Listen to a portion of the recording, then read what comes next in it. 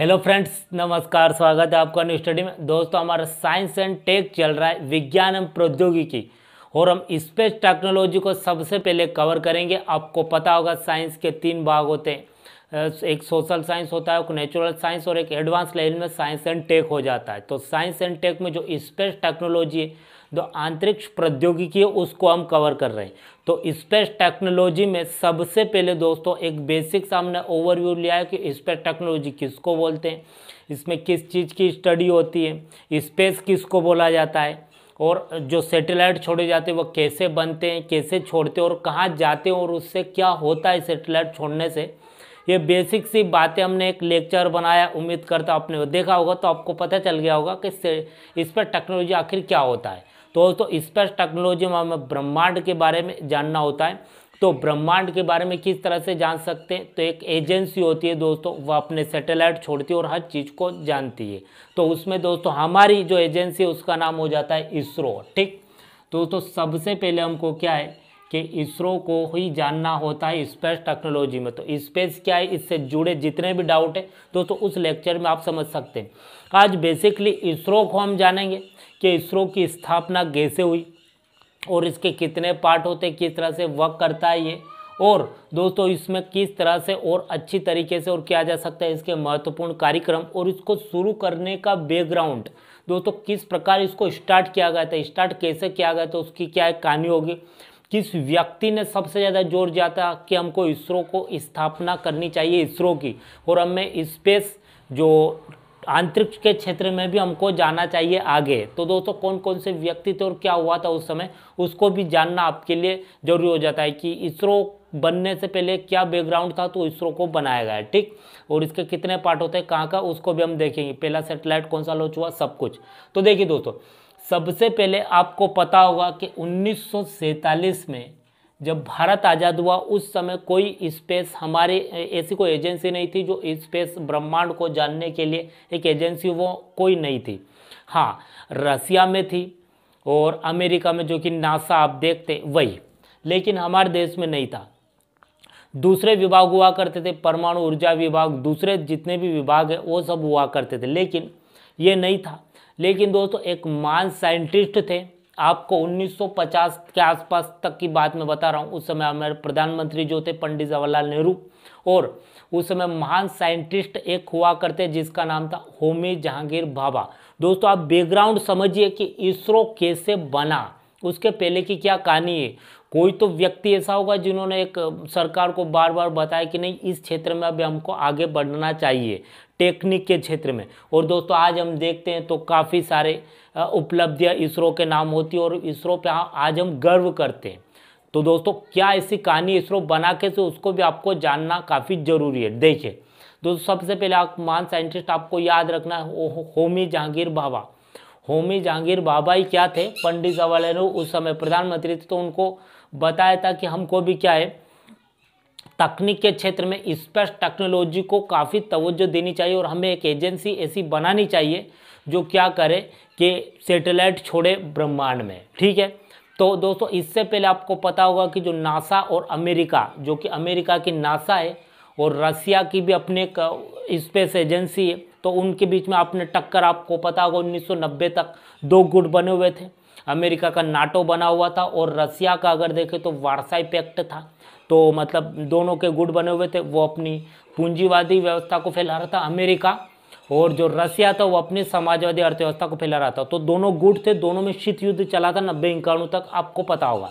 तो दोस्तों उसमें अगर देखा जाए तो रसिया ने एक सैटेलाइट छोड़ा था सबसे पहले 1950 तक के आसपास। दोस्तों एक गुट ने छोड़ दिया, मतलब पूरी दुनिया 2 गुटों में बटी हुई थी, कोई देश या तो रसिया में था या फिर अमेरिका में था। तो देखिए, और कुछ ऐसे देश थे जो नए नए आजाद हुए, उनको तीसरी दुनिया कहा जाता था। तो देखिए दोस्तों रसिया ने एक सैटेलाइट छोड़ दिया ऊपर, तो फिर क्या है, अमेरिका कैसे पीछे रह सकता है, अमेरिका ने भी छोड़ा।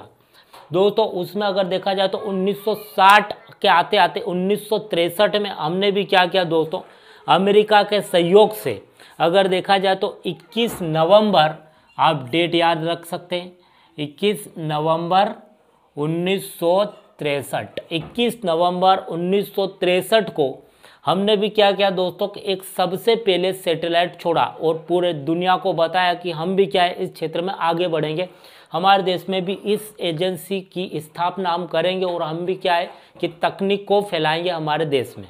तो देखिए दोस्तों, वही ये सबसे पहले शुरुआत हुई, मतलब रसिया ने भी सबसे पहले सैटेलाइट भेजा ऊपर ब्रह्मांड में और अमेरिका ने भेज दिया, क्योंकि दोनों सुपर पावर थे वो तो भेजेंगे ही। फिर दोस्तों हमारे देश में भी इस क्षेत्र में जिज्ञासा आई और होमी जहांगीर बाबा के प्रयासों से क्या हुआ कि उस समय पंडित जवाहरलाल नेहरू की सरकार थी। तो दोस्तों 1963 में 21 नवंबर 1963 को हमने भी ऐसे ही एजेंसी तो नहीं थी, लेकिन ऐसे ही जुगाड़ करके दोस्तों अमेरिका के सहयोग से हमने भी एक सैटेलाइट भेजा ऊपर। दोस्तों कहाँ पर, तो आपको पता होगा केरला, जो कि केरल एक राज्य हमारा, केरला का जो तिरुवनंतपुरम जो कि उसकी राजधानी भी हो जाती है, तो तिरुवनंतपुरम में एक गांव पड़ता है जो थुम्बा, थुम्बा आप याद रखेंगे, थुम्बा गांव पड़ता है, थुम्बा। वहाँ पर एक चर्च स्कूल था, चर्च स्कूल, जो कि आप क्रिश्चियन लोग केरला में ज़्यादा रहते थे, तो गोवा केरला के आसपास, तो जो चर्च स्कूल था वहाँ से सैटेलाइट लॉन्च किया गया था दोस्तों। ऐसा दुनिया को दिखाने के लिए और एक हौसला बढ़ जाए हमारा कि हम भी क्या है कि स्पेस टेक्नोलॉजी हम भी आगे जाएंगे। तो दोस्तों वहाँ से पहली शुरुआत मानी जाती है 21 नवंबर 1963 को, ठीक है।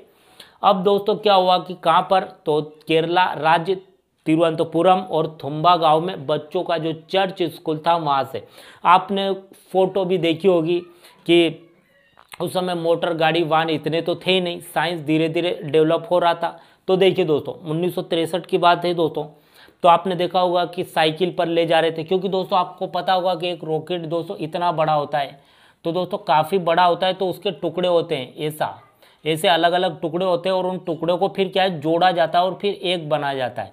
तो सब टुकड़ों को अलग अलग रख कर ले जाया जा रहा था उस जगह पर जहाँ से लॉन्च करना, उसको ऊपर उड़ाना है। तो देखिए दोस्तों उसको साइकिल पर भी, आप फोटो गूगल पर आपने देखा भी होगा, आपको पता भी होगा, साइकिल पर एक टुकड़े को साइकिल पर ले जा रहे, फिर कोई बैलगाड़ी में ले जा रहे, ऐसे करके थुम्बा में उसको ले जाया गया था और वहाँ से लॉन्च किया था कब, 21 नवंबर 1963 को। और दुनिया में ऐलान कर दिया था कि हम भी क्या है तकनीकी क्षेत्र में आगे बढ़ेंगे, ठीक है। तो देखिए दोस्तों ये हुआ। अब ये तो पहला हमने सैटेलाइट लॉन्च किया अमेरिका के सहयोग से। अब देखिए उसके बाद में जो महान साइंटिस्ट होमी जहांगीर बाबा थे, उन्होंने क्या किया कि उन्होंने एक प्रयास किया कि हमको भी क्या एक एजेंसी बनानी ही चाहिए जो क्या करे इस क्षेत्र में अच्छा कार्य करे, इस स्पेस टेक्नोलॉजी के क्षेत्र में। और दोस्तों हमारे देश में क्या है कि इसकी काफ़ी ज़रूरत है। उन्होंने ये प्रयास किया, सरकार को बार बार बताया कि हमको भी एक एजेंसी खोलनी चाहिए, क्योंकि दोस्तों सरकार को बताना भी जरूरी है कि दोस्तों ये क्या है, देश के उन्नति के लिए अपनी भूमिका निभाएगी कौन, जो हमारी एजेंसी रहेगी स्पेस एजेंसी।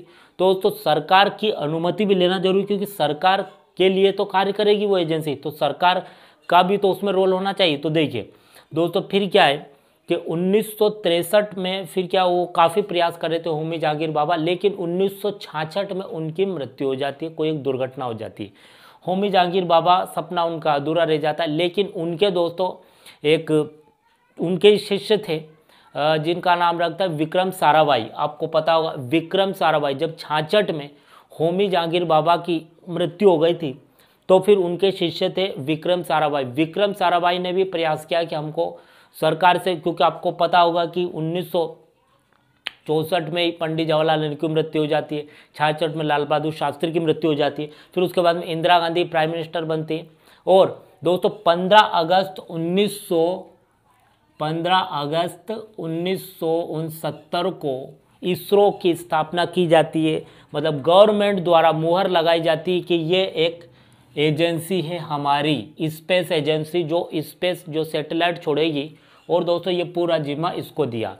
कब इसकी स्थापना हुई, 15 अगस्त 1969 को। और दोस्तों इसके 4 पार्ट आपको याद रखना है, 4 पार्ट होते हैं जो उन चारों को मिलकर इसरो कहलाता है। इसरो दोस्तों कोई एक जगह नहीं है, 4 पार्ट है। जैसे कि आपको इसका मेन मुख्यालय जो मिलेगा वो कर्नाटक का बेंगलुरु मिलेगा, जो पहले बेंगलोर बोलते थे।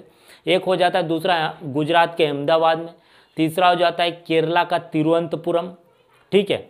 और चौथा हो जाता है दोस्तों यहाँ पर देखा जाए तो जो आंध्रा में, अगर वहाँ पर श्रीहरिकोटा, ये दोस्तों थिम्बा वही है, तिरुवनंतपुरम का थिम्बा है। तो 4 जगह ये हो जाती है, 4 जगह। और मेन मुख्यालय जो है केरला का बेंगलुरु। लेकिन जो सैटेलाइट लॉन्च होते हैं वो कहाँ से होते हैं, तो वह श्रीहरिकोटा से ही होते हैं। आपने सुना होगा, देखा भी होगा न्यूज में कि श्रीहरिकोटा से हमने सैटेलाइट लॉन्च किया है, तो वहीं से लॉन्च करते हैं।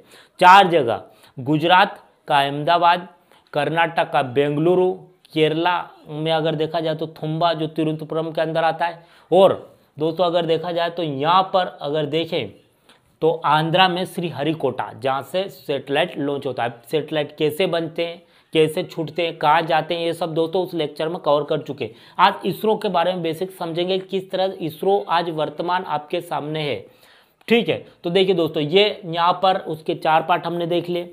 आपको पता होगा कि फिर 1969 में क्या हुआ दोस्तों, विक्रम साराभाई के प्रयासों से हमने इसरो की स्थापना की। इसरो का मतलब होता है दोस्तों इंडियन स्पेस रिसर्च ऑर्गेनाइजेशन, भारतीय अंतरिक्ष अनुसंधान संगठन। ये आता है कि इसरो के संस्थापक कौन है, तो विक्रम साराभाई। ठीक, अब देखिए दोस्तों, उनके नाम से ही आपने जो केरला में जो है मुख्यालय, जो केरला में एक पार्ट है इसरो का, उसका नाम विक्रम साराभाई अंतरिक्ष केंद्र है।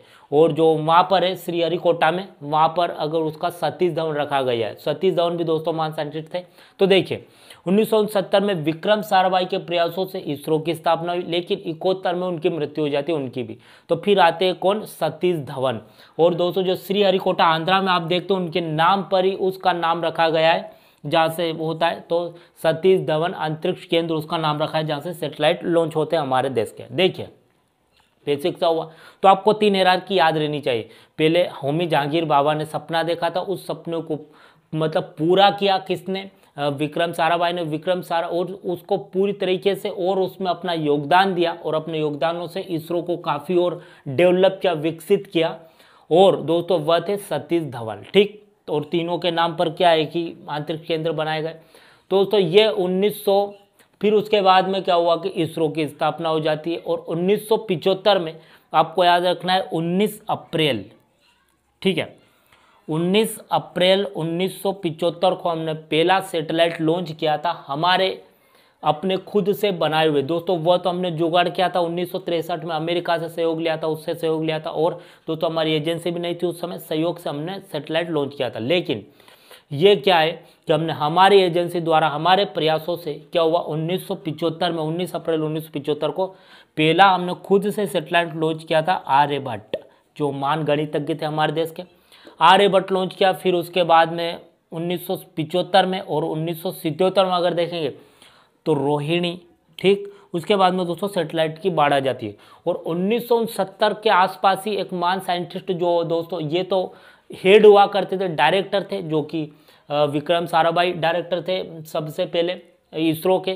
फिर उनकी मृत्यु के बाद वो आए थे सतीश धवन। ठीक, लेकिन दोस्तों इसरो में काम करने के लिए जो साइंटिस्ट आए थे वो दोस्तों थे कौन, APJ अब्दुल कलाम। तो APJ अब्दुल कलाम ने इसरो को दोस्तों मिसाइल मैन कहा जाता है, आपको पता भी होगा, क्योंकि वो इसरो के बाद, स्पेस टेक्नोलॉजी के बाद वो डिफेंस में चले जाते हैं।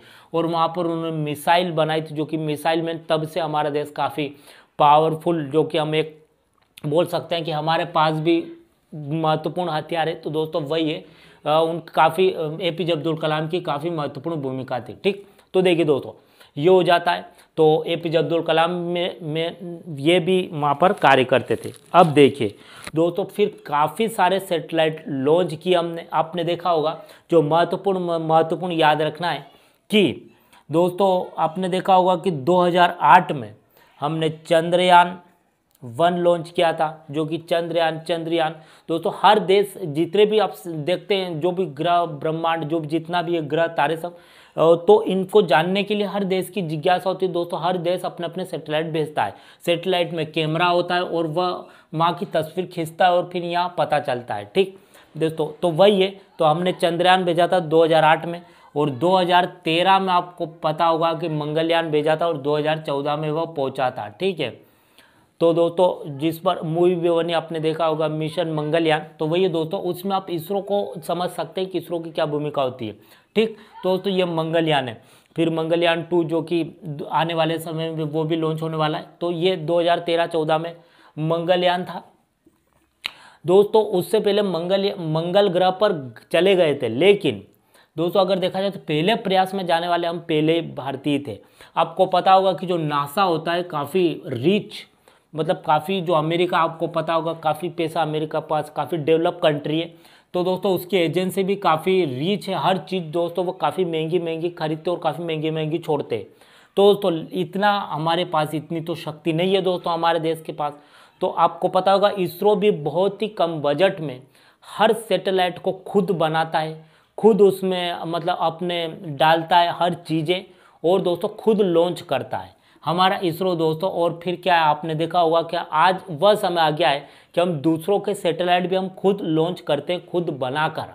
तो दोस्तों वही है। और अमेरिका दोस्तों इतना एक सैटेलाइट मतलब जो एक सैटेलाइट छोड़ता है नासा, जो अमेरिका की स्पेस एजेंसी है दोस्तों, उसके गुना में हम दोस्तों बहुत ही कम बजट में एक सैटेलाइट छोड़ सकते हैं हमारे इसरो में दोस्तों। इतना मतलब कि वह अपनी खुद से सैटेलाइट बनाता है और छोड़ता है।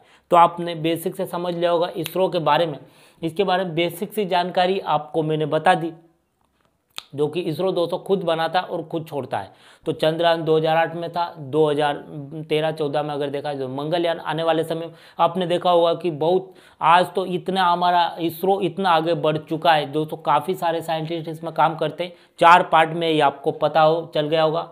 एक तो बेंगलुरु में, अहमदाबाद में, और केरला का तिरुवनंतपुरम, और आंध्रा में देखिए श्रीहरिकोटा, जहाँ से रॉकेट लॉन्च होता है, जो ऊपर उड़ता है। और आपने देखा होगा जब भी रॉकेट मतलब कि हमारा सैटेलाइट लॉन्च होता है तो आपको पता होगा कि जो दूरदर्शन चैनल है उस पर लाइव भी दिखाया जाता है, जो कि महत्वपूर्ण सैटेलाइट होता है दोस्तों, उसको लाइव दिखाया जाता है।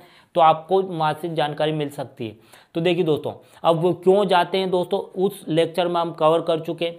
सबसे पहले हमारी बाउंड्री की सिक्योरिटी के लिए, मौसम संबंधी घटनाओं को बताने के लिए, ठीक, और संवेदी और दूर संचार के लिए आपने देखा होगा जितने भी ऑनलाइन आप टीवी, टेलीफोन, मोबाइल, गूगल जितने भी चलते हैं दोस्तों, सब सैटेलाइट से चलते हैं, उपग्रह से चलते हैं, वही सिग्नल को खींचते हैं और वही नीचे भेजते हैं, ठीक। तो ये आपको पता चल गया होगा सैटेलाइट का क्या भूमिका होती है। इसरो का भी आपने देखा, और बहुत ही कम बजट में हम हमारे सैटेलाइट खुद बनाते और खुद लॉन्च भी करते हैं। दोस्तों ये बेसिक हमने देखा, इसरो संबंधित स्पेस टेक्नोलॉजी के अंतर्गत इसरो को ही पढ़ना होता है। और महत्वपूर्ण जो कार्यक्रम है, जो आज के समय हम दूसरों के सैटेलाइट भी लॉन्च करते हैं, और रिकॉर्ड भी आपने देखा होगा कि हम 104 सैटेलाइट हमने एक साथ लॉन्च किए थे दोस्तों, वह इसरो ही है दोस्तों। वह समय था 1963 का, दूसरे की मदद से, जो कि हमारी खुद की न्यूज एजेंसी भी, स्पेस एजेंसी भी नहीं थी, दूसरों के सहयोग से क्या था। और आज हम दूसरों के सैटेलाइट हम खुद लॉन्च करते, खुद बना के दोस्तों। यह इसरो का आपको महत्वपूर्ण, इसका महत्व समझ में आया होगा। तो मिलते हैं अगले लेक्चर में, आज के लिए इतना ही, थैंक यू।